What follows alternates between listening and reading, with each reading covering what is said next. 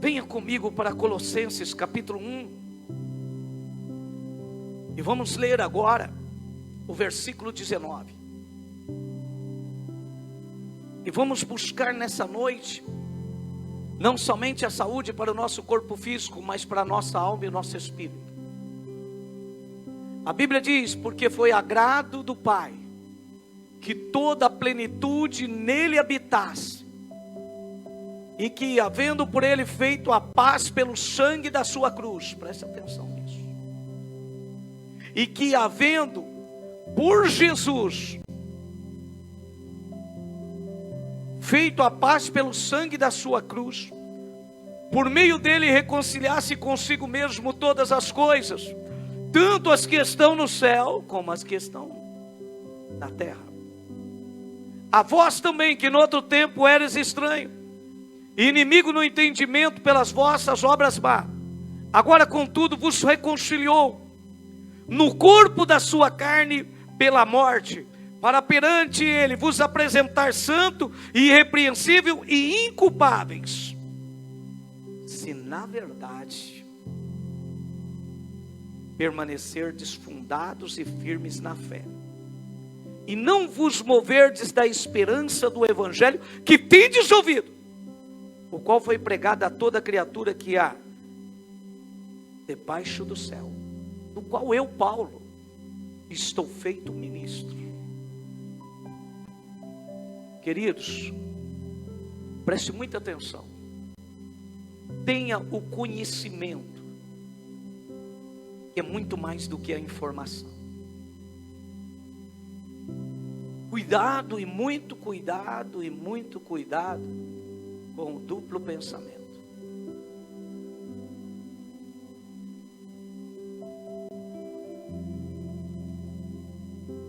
Daqui a pouco estará em tuas mãos o suco da uva, que simboliza o sangue de Jesus.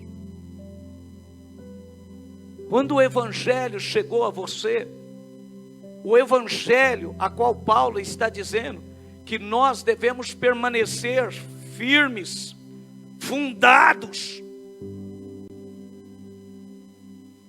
e jamais nos movermos da esperança do evangelho, porque o evangelho, irmãos, ele trouxe uma mensagem para nós. Qual a mensagem? De que Jesus pagou o preço, de que ele chegou e ele está nesse exato momento efetuando através do sacrifício que ele fez, do sangue dele, o resgate de vidas. Como assim, pastor? Queridos, quando Jesus começou a derramar o sangue dele, ele estava fazendo algo extraordinário. Ele estava derramando a vida dele.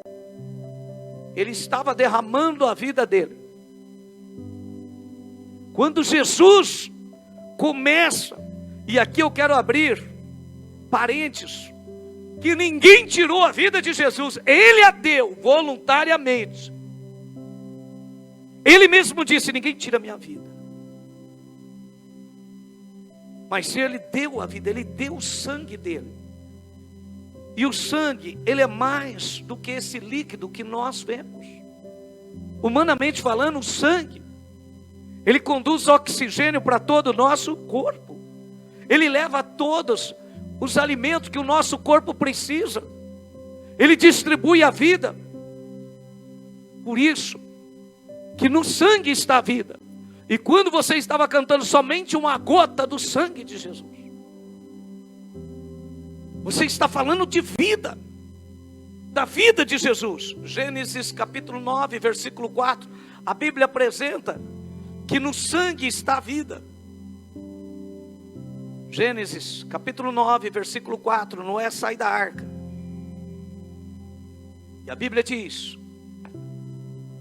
que Deus disse para Noé: olha, você pode comer de tudo, de todos os animais viventes. Versículo 4, a carne, porém, com sua vida, isto é, com seu sangue, não comereis. Versículo 5, certamente requererei o vosso sangue, e o sangue das vossas vidas. Vá para Levítico, capítulo 17.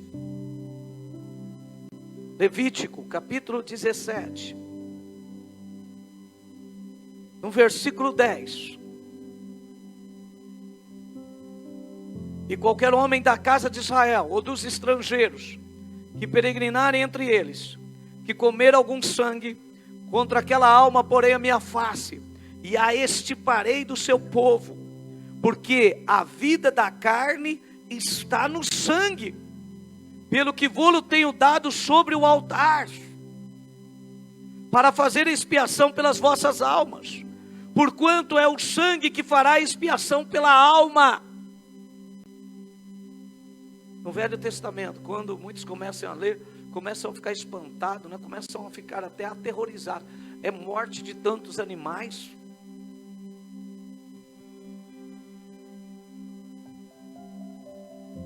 E a Bíblia proíbe claramente comer sangue.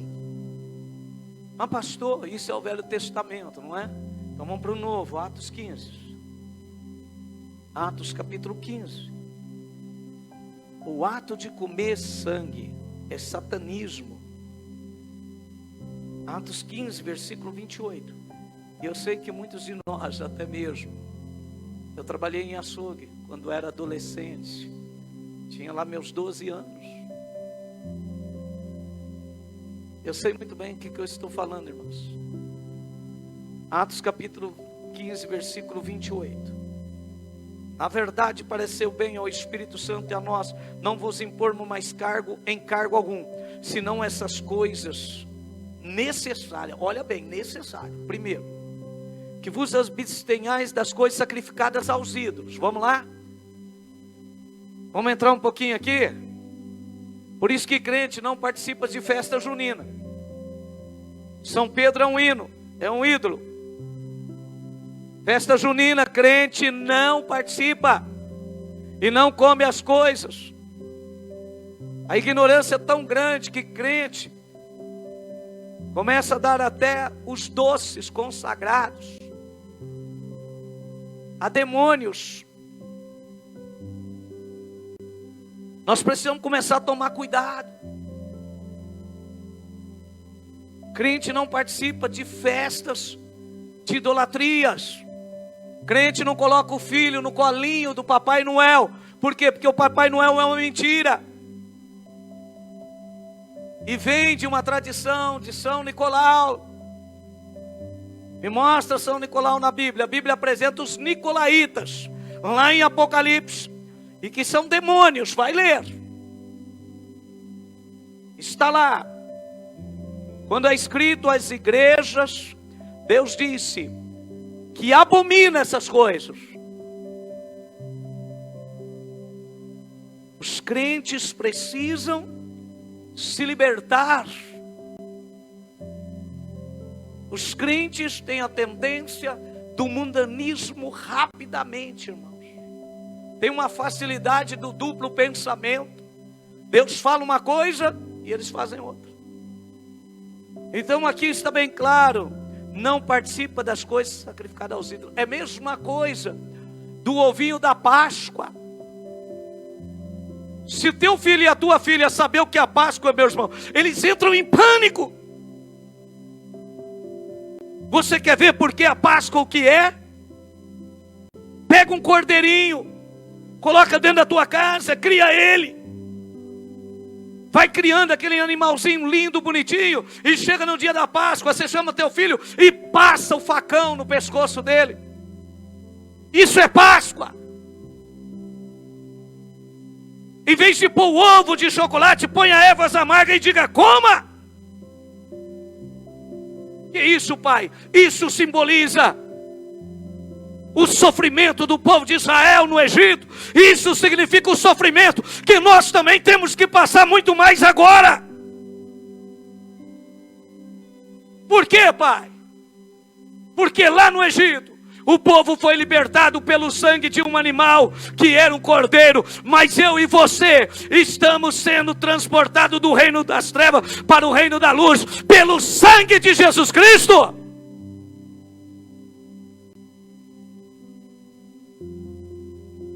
Deixa de ser tolo.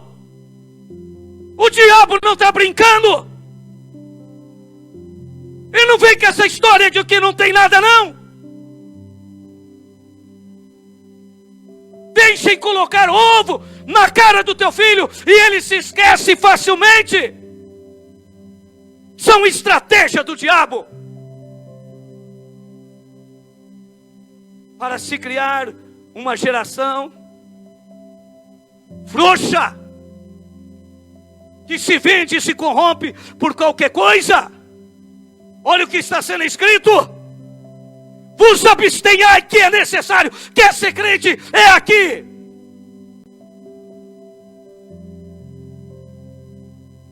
E não coma carne sufocada e acabou. E fuja da prostituição e não a pratique. Isso é necessário.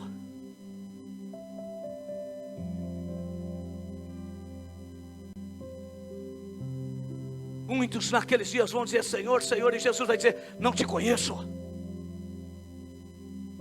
Como não, Senhor? Não te conheço. Acorda, igreja. Hoje está se podendo todas as coisas, mas não pode.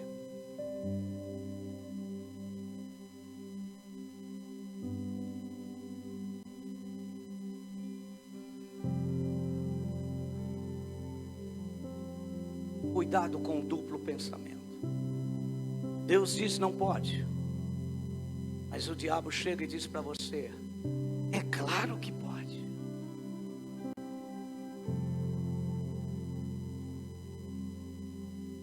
Você não precisa orar tanto. Você não precisa jejuar. Você não precisa estar tanto no culto. Você não precisa ficar fazendo essas devocionais. O diabo chega para você e diz assim: ó, esse livro foi escrito por homens, não foi escrito por Deus.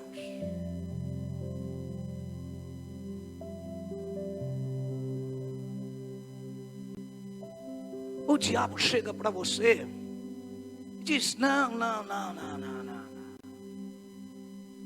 não é assim. Deus te ama tanto que Ele quer que você seja igualzinho a Ele. E o homem é tão tolo que vai e come do fruto. E aqui eu quero te fazer uma pergunta: o que havia de especial naquele fruto? Nada.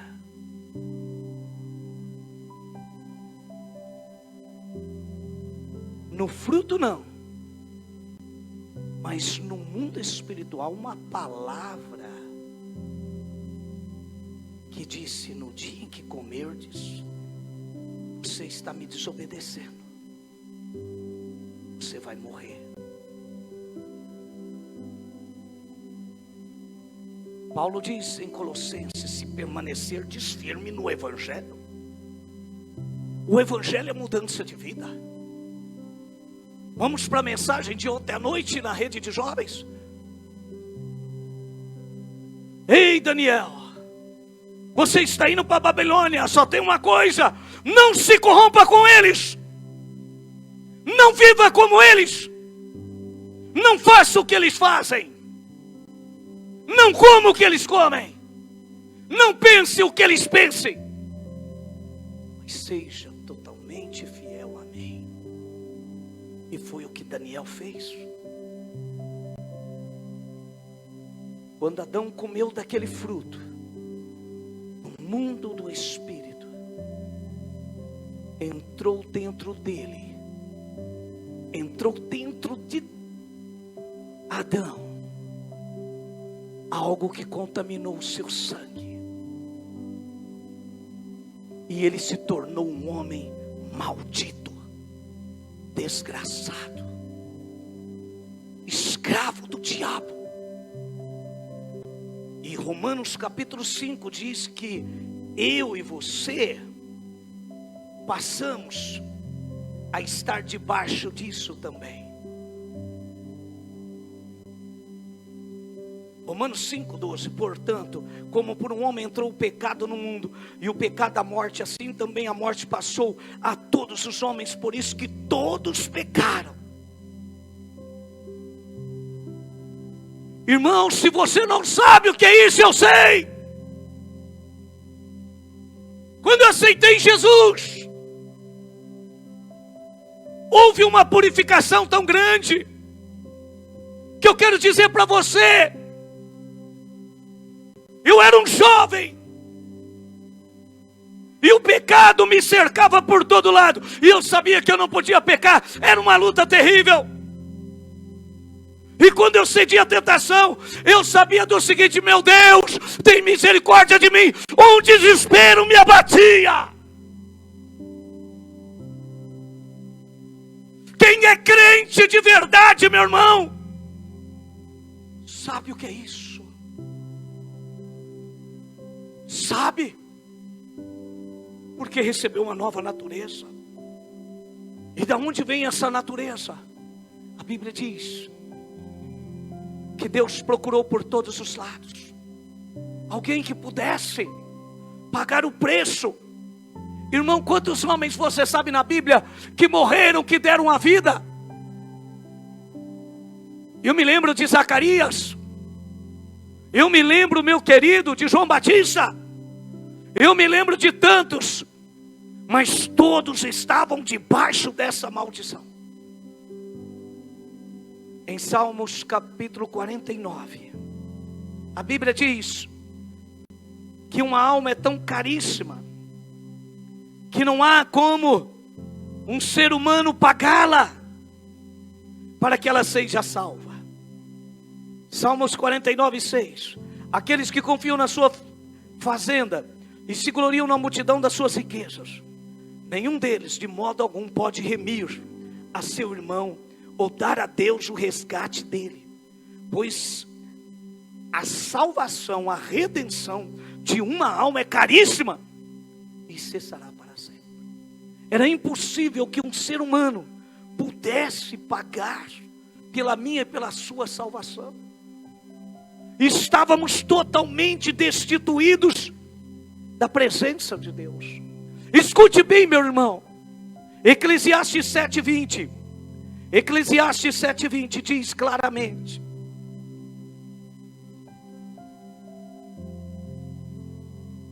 na verdade que não há homem justo sobre a terra, que faça o bem e nunca peque. Então todos nós não tínhamos como pagar para receber essa nova natureza, para sermos livres dessa maldição. A Bíblia diz claramente em Romanos 3:10: não há nem um justo, nenhum sequer, nem um justo. Mas pastor, a Bíblia não diz que Simeão era justo, não diz que Noé era justo. O nível de justiça que nós estamos falando é que eles lutavam para servir a Deus, mas estavam debaixo da mesma maldição, não nesse ponto de poder dar as suas vidas e salvar a vida do seu próximo. A Bíblia diz, irmãos, em Isaías capítulo 59, 1 e 2, Isaías 59, 1 e 2, que os nossos pecados são tão gravíssimos que eles provocam uma separação entre nós e Deus, de maneira que Deus não ouve a nossa oração, ainda que as mãos do Senhor não estão encolhidas,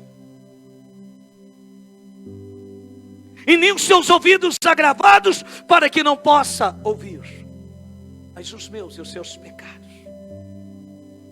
E é tão interessante. E se você perguntar para alguém, tem pessoas neste mundo que dizem que pecado não existe. Se pecado não existe, Deus é mentiroso. Vá para 1 João capítulo 1, versículo 8 e 10. 1 João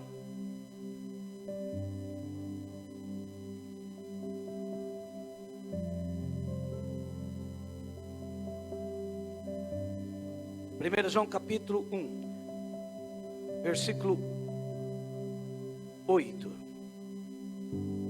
Se dissermos que não temos pecados, enganamos a nós mesmos, e não há verdade em nós. Versículo 10, se dissermos que não pecamos, fazemos-lo mentiroso, e a sua palavra não está em nós.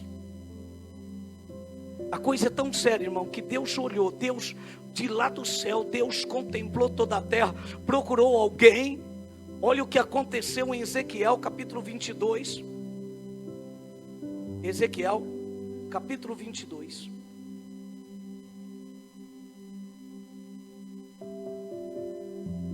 Versículo 30 ao 31.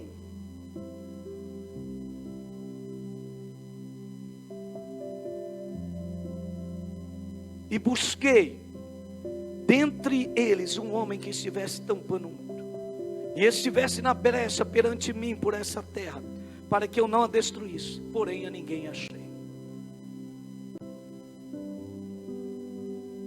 Agora, para os irmãos que conhecem a Bíblia, para os irmãos que estudam um pouquinho a Bíblia, por isso Deus derramou sobre eles a indignação, com o fogo do furor, os consumiu. Mas espera aí, Daniel estava vivo,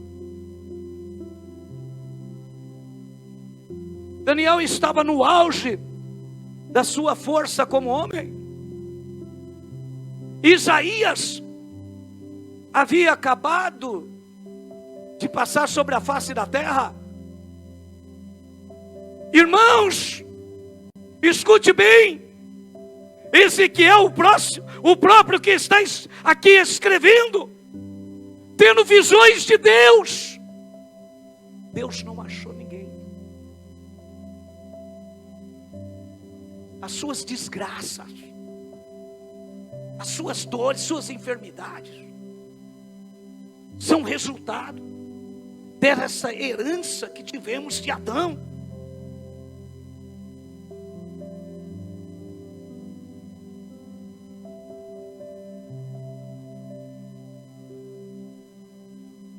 Agora, há algo tremendo que aconteceu. Chegou um momento em que Deus, como não encontrou ninguém, então aquilo que estava decidido antes da criação do mundo se tornou realidade. E João capítulo 1, versículo 1 diz: e Jesus estava no princípio com Deus. E a Bíblia diz claramente para nós que esse Jesus, que no princípio ele era, e ele estava com Deus, e ele era Deus, e ele estava no princípio com Deus, e ele criou todas as coisas, e sem ele nada do que foi feito. Esse próprio Jesus toma a decisão no versículo 14 de vir à terra. Jesus vem à terra. João 1,14. A Bíblia diz: e Jesus se fez carne e habitou entre nós, e vimos a sua glória como a glória do unigênito do Pai, cheio de graça e de verdade. Pastor, mas se Jesus veio em carne, então ele veio debaixo da maldição de Adão? Não. A Bíblia diz que o anjo Gabriel vai até Maria e diz: Maria, graciada do Senhor. Graciada, encontrou graça. Não porque ela era melhor do que você, ou do que na mesma condição, mas a misericórdia de Deus se manifestou, agraciada. A Bíblia diz: você dará luz a um filho, e ele será o Salvador do mundo. Mas como? Nunca tive nenhum contato com nenhum homem. Lucas capítulo 1, versículo 34 e 35. A Bíblia diz claramente qual era o plano de Deus. Lucas 1, 34 e 35. E disse Maria ao anjo: como se fará isso, visto que não conheço homem algum? E respondeu o anjo e disse: descerá sobre ti o Espírito Santo, e a virtude do Altíssimo te cobrirá, e com a sua sombra, e por isso também o santo que de ti há de nascer será chamado Filho de Deus. Quando você lê isso, você pode observar que o mesmo Espírito que foi soprado nas narinas daquele boneco de barro que depois se chamou Adão, o mesmo sopro veio para dentro do ventre de Maria e gerou um corpo para que Jesus pudesse vir a esse mundo. A isso nós chamamos de encarnação de Jesus, dele vir em carne, dele nascer sem a maldição do pecado. E o grande desafio de Jesus durante seus 30 e poucos anos foi de fazer o que está em Hebreus capítulo 4. O grande desafio de Jesus. Hebreus 4, versículo 14 e 15.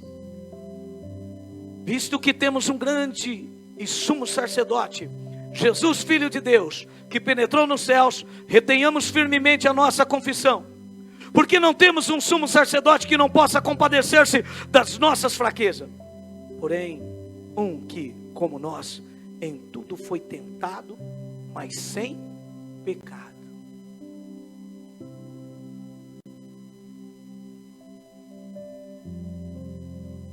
Irmão, Jesus não pecou.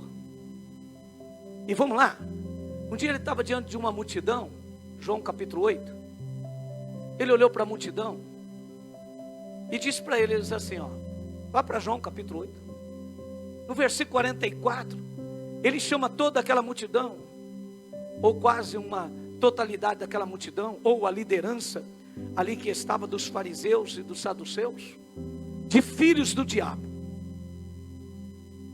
No versículo 44, e diz: olha, o diabo é o pai da mentira, ele nunca se firmou na verdade,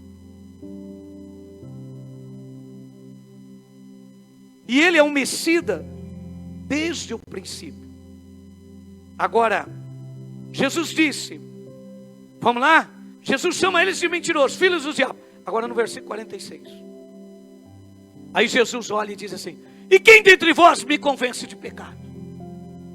Quem dentro de vós pode me mostrar aonde eu estou pecando? Ou aonde eu pequei?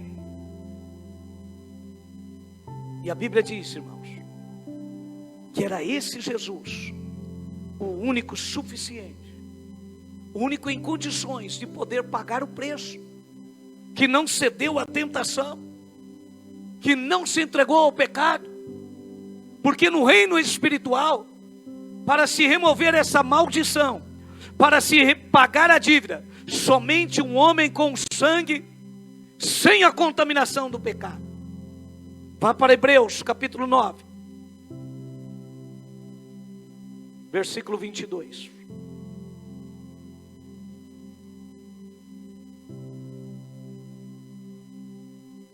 E quase todas as coisas, segundo a lei, se purificam com o sangue. E olha o que diz, irmão: e sem sangue, e sem derramamento de sangue, não há remissão. Sabe o que é isso? Sem derramamento de sangue não há perdão de pecados, não há salvação.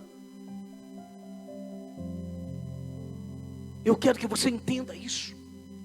Só estamos aqui porque Jesus derramou a vida dele, o sangue dele. E enquanto ele estava derramando aquele sangue, que começou ali no Getsemane, a Bíblia diz, Pedro capítulo 1 versículo 18, olha o que estava acontecendo. Pedro capítulo 1, 1 Pedro capítulo 1 versículo 18. Sabendo que não foi com coisas corruptíveis, como prata ou ouro, que vocês foram resgatados das vossas vãs maneiras de viver, que por tradição recebeste dos vossos pais. Eu não fui comprado e nem você comprado em ouro. Eu quero dizer para você que o ouro e a prata pode interessar muito a todos nós, a todo humano, mas aos demônios e a Deus não tem valor algum.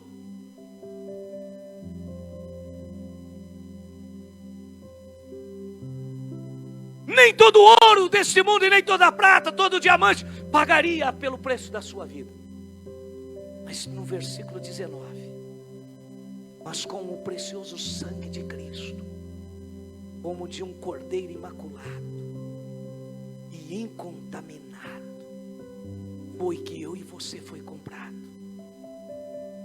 Primeira coisa, quando Jesus está derramando sangue, nós estamos sendo resgatados. Segundo, lá para 1 Coríntios capítulo 6, versículo 20, a Bíblia diz, 1 Coríntios 6, 20, que eu e você estávamos sendo comprados. A Bíblia diz claramente, 1 Coríntios 6, 20, a Bíblia diz claramente, porque fostes comprados por bom preço, glorificai pois a Deus no vosso corpo e no vosso espírito, os quais pertencem a Deus.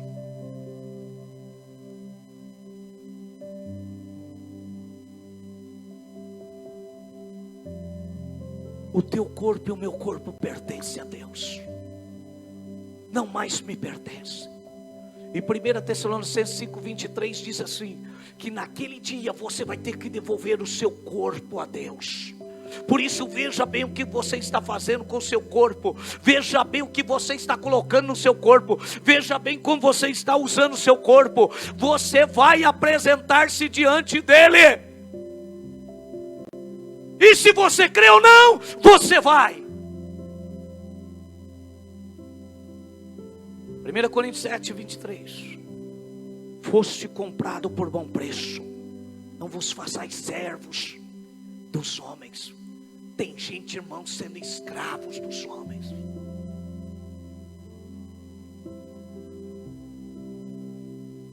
Sendo escravo dos homens, sabe, de si mesmo. Ouviu o evangelho, mas não se converteu, não teve mudança, não vive o evangelho, está na escravidão ainda. Pois Paulo diz que quem aceitou Jesus foi comprado.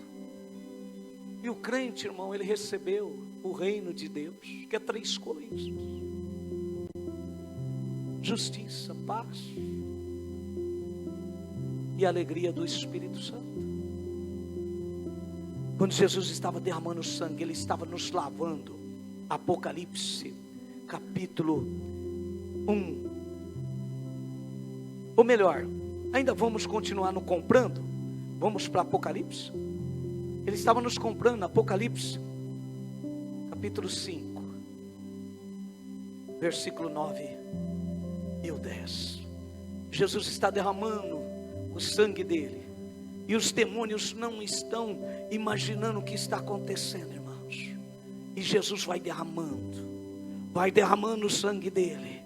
E a Bíblia diz, e cantava um novo cântico dizendo, digno és Jesus de tomar o livro e de abrir os seus selos, porque foste morto, e olha, com o teu sangue, Senhor Jesus, compraste para Deus homens de toda tribo e língua e povo e nação, e para o nosso Deus os fizeste reis e sacerdotes, e eles reinarão sobre a terra. Aleluia! Eu fui comprado por esse sangue, você foi. E a Bíblia diz que além de ser comprado, Apocalipse 1, versículo 5, e da parte de Jesus Cristo, que é a fiel testemunha, o primogênito dentre os mortos, e príncipe dos reis da terra, aquele que nos amou, e em seu sangue nos lavou dos nossos pecados, e além de nos lavar, ele enfatiza novamente, e nos fez reis e sacerdotes para Deus e seu Pai, a ele a glória e o poder, para todo sempre. E toda a igreja diga, e toda a igreja diga. Agora, irmão, ele fez tudo isso. Pegou o Walter, um rapaz totalmente doente, enfermo em todos os aspectos, emocionalmente, sentimentalmente, fisicamente, e o compra, resgata ele, tira ele da idolatria, tira ele do espiritismo, tira ele da umbanda, quimbanda, do candomblé e aí afora, tira ele no meio dos viciados, tira do meio dos fornicadores, dos cobiçadores, dos roubadores, dos ladrões. Tira ele de lá, paga o preço, traz ele, lava ele. E ainda faz mais. Ele olha e diz assim: Walter, a partir de agora, você é meu discípulo. E você passa a ser meu imitador.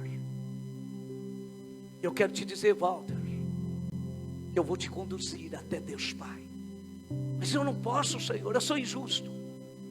Aí ele vai para Romanos capítulo 5 e diz: Walter, entenda bem, eu além de te resgatar, de te comprar, de te lavar com meu sangue, eu te dou uma nova natureza. E a partir de agora você está justificado pela fé. E agora você tem paz com Deus Pai. Abraça Deus Pai através da minha vida. Romanos 5:1, mas vai para Romanos 5:9.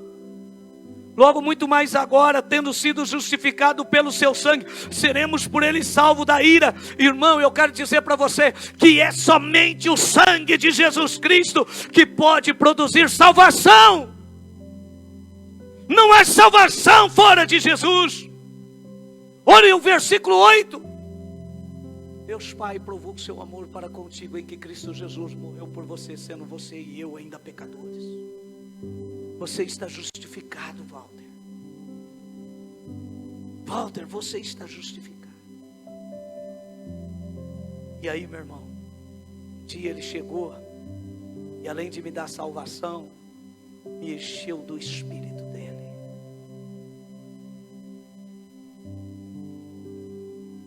Eu me lembro que eu vinha para os cultos, não via a hora de começar os cultos.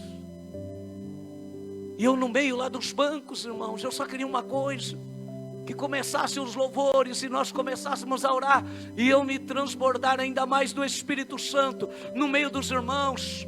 Era coisa gloriosa, e o culto começava e nós não queríamos que o culto acabasse, porque nós transbordávamos do Espírito de Deus.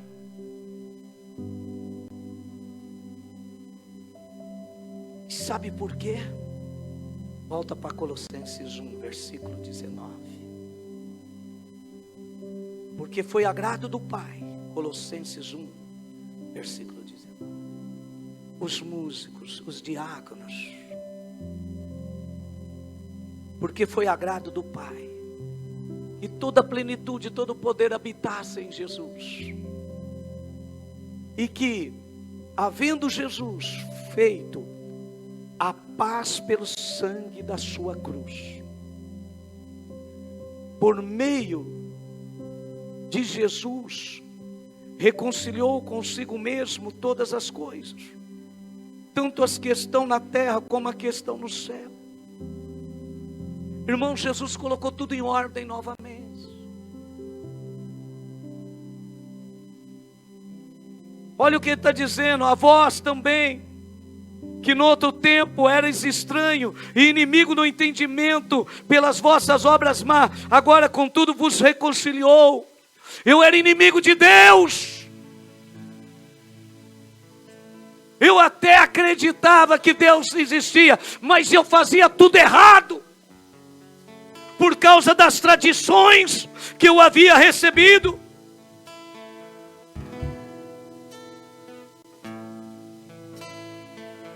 Versículo 22. No corpo da sua carne,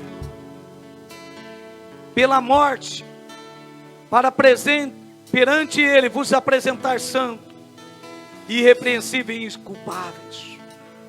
sabe, através da morte, através do corpo, através do sacrifício de Jesus, Ele pegou num ser como eu, um ser como ele, como você, e hoje Ele nos apresenta diante de Deus, santos, irrepreensíveis e inculpáveis. Agora nós recebemos, igreja, isso.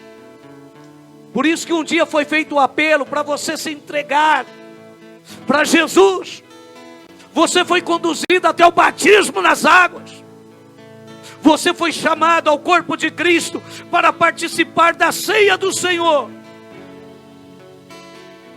A Bíblia diz que você é santo como Ele é santo, inculpáveis no meio de uma geração terrível. Tudo isso, não porque éramos melhores do que aqueles que estão no mundo, mas porque ouvimos o Evangelho e o aceitamos. Assim hoje, na sua vida,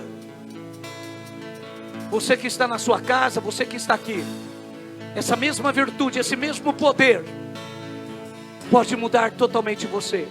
E você pode ser resgatado e trazido para o reino da luz. Jesus está te chamando. Agora, meu irmão, você que já aceitou Jesus, já é batizado, preste atenção no versículo 22. Mantenha essa vida de santidade. Através do versículo 23. Permaneça fundados e firmes na fé. O crente vive pela fé. Ele ultrapassa as emoções e ele se estabelece na fé. Não se move da esperança do Evangelho. O Evangelho é a vida. O Evangelho foi pregado e está sendo pregado a você nessa noite.